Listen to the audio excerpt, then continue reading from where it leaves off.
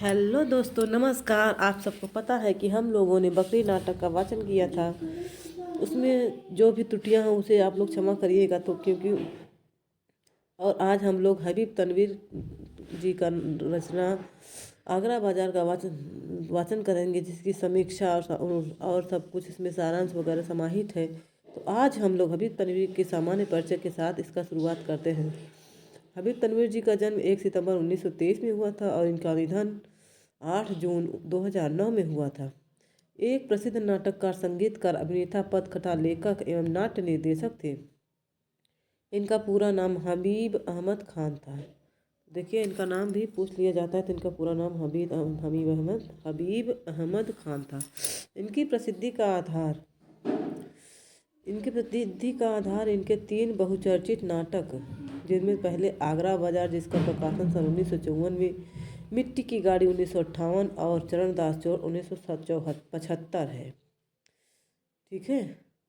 हबीब तनवीर का चरणदास चोर नाटक पहला ऐसा भारतीय नाटक है जिसे सन 1982 में एडिनबर्ग इंटरनेशनल ड्रामा फेस्टिवल में पुरस्कृत किया गया। तो अगर पूछ लिया जाए कि हबीब तनवीर जी की कौन सा नाटक था जिसको इंटरनेशनल ड्रामा फेस्टिवल में पुरस्कृत किया गया था, तो इनका पहला नाटक था चरणदास चोर, है ना। हबीब तनवीर जी की विभिन्न क्षेत्रों में दिए गए उनके योगदान के लिए कई पुरस्कारों एवं सम्मानों से नवाजा गया है, जिसमें संगीत, नाटक अकादमी पुरस्कार, पद्मश्री, पद्म भूषण जैसे सम्मान शामिल है। हबीब जी को हिंदुस्तानी रंगमंच का सलाका पुरुष भी कहा जाता है। हबीब जी को हिंदुस्तानी रंगमंच का सलाका पुरुष भी कहा जाता है। ठीक है। अपने जीवन काल में इन्होंने अनेकानेक नाटकों की सर्जना की एवं उन्हें रंगमंच पर सफलतापूर्वक उतारा भी। हबीब तनवीर ने रंगमंच की लोकधर्मी परंपरा को समृद्ध किया और भारतीय रंगमंच को एक नई ऊंचाई पर प्रतिष्ठित किया। निस्संदेह हिंदी नाट्य साहित्य एवं रंगमंच के क्षेत्र में इनका योगदान अविस्मरणीय है। आइए अब हम लोग आगरा बाजार एक परिचय की ओर बढ़ते हैं। आगरा बाजार नाटक हबीब तनवीर की सर्वाधिक सफल नाट्य कृतियों में से एक है।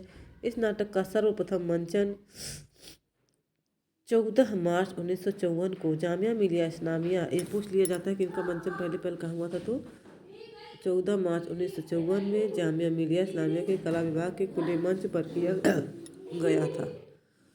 प्रथम प्रस्तुति में ही यह नाटक दर्शकों के दिलो दिमाग पर छा गया। इसके अलावा नया थिएटर के मंच पर भी हबीब तनवीर द्वारा स्वरचित यह नाटक खेला गया। इस नाटक का पुस्तक के रूप में प्रकाशन सन 1954 में आज़ाद किताबघर से हुआ। तो कहाँ से इसका प्रकाशन हुआ है? आज़ाद किताबघर से, जिसके दो संस्करण क्रमशः 1970 और 1989 में प्रकाशित हुए। आगरा बाजार नाटक की रचना हबीब तनवीर ने 18वीं सदी के भारतीय शायर एवं नज्म के पिता कहे जाने वाले नज़ीर अकबराबादी को प्रतिष्ठित करने के लिए किया। हबीब तनवीर ने स्वयं इस बात का उल्लेख किया है, ये हकीकत है कि उनका कलाम जिंदा जावेद है। ड्रामे के अंदर कलाम नज़ीर से के उस पहलू को उजागर करना चाहता था और उसी को मैंने अपना मौजू बनाया। नज़ीर उर्दू नज्म के बाबा आदम हैं। अब आगरा बाजार नाटक का कथ्य।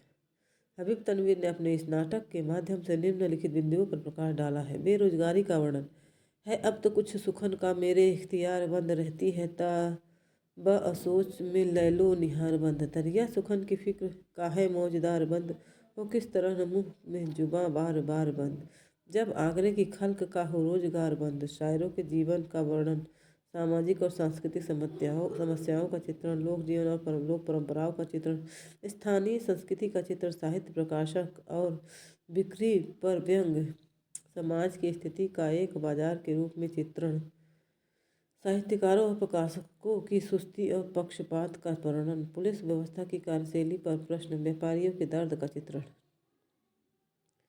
इतिहास के फलक पर आधुनिक समस्याओं का चित्रण, नज्म के पितामह नज़ीर अकबराबादी को प्रतिष्ठित करना। आगरा बाजार नाटक की पात्र योजना। आगरा बाजार नाटक में हबीब तनवीर ने नायकत्व की परंपरागत अवधारणा का खंडन किया है। नाटक में कोई भी पात्र केंद्रीय भूमिका में नहीं है। 2 अंकों के इस नाटक में पात्रों की संख्या बहुत अधिक है। इस नाटक के पहले अंक के पात्र हैं। देखिए, पहले अंक के पात्र जो हैं उसे आप लोग जरूर नोट करिएगा। पहले फकीर, फिर लड्डू वाला,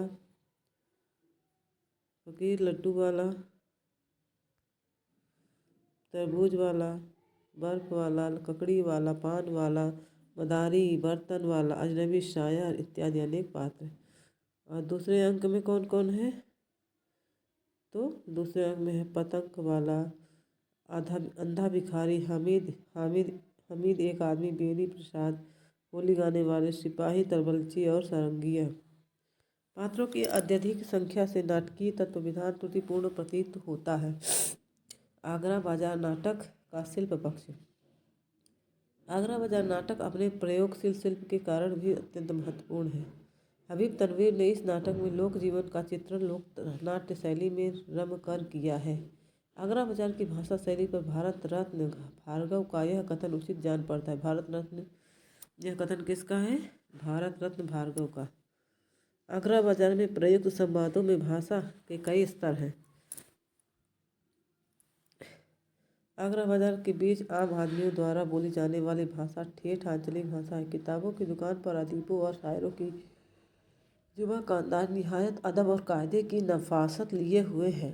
आगरा के बाजार में पान बेचने वाले की भाषा का एक नमूना इस प्रकार है। आओ बाबूजी, बनारसियों में बनारसियों के टुकड़े लगा दिए हैं।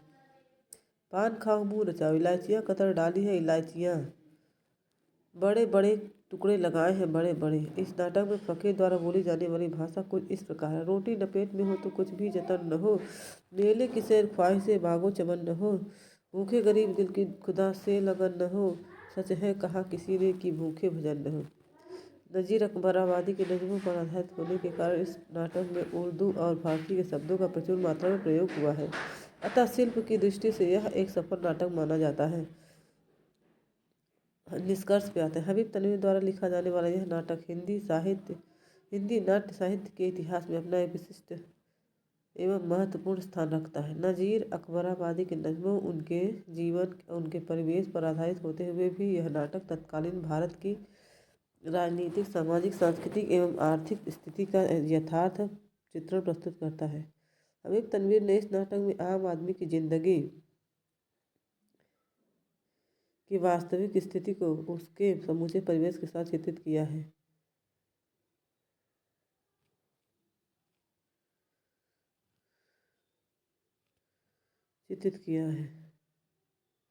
हबीब तनवीर नाटकों को आम जनमानस से जोड़ने के पक्ष में थे। अतः उन्होंने लोक संस्कृति, लोक जीवन में रच बस कर एक अलग रंग दृष्टि विकसित की और निस्संदेह आगरा बाजार उसी नवीन रंग दृष्टि का परिणाम है। राधे राधे दोस्तों, आपको यह नाटक कैसा लगा कृपया अपने विचार हमें अवश्य दें।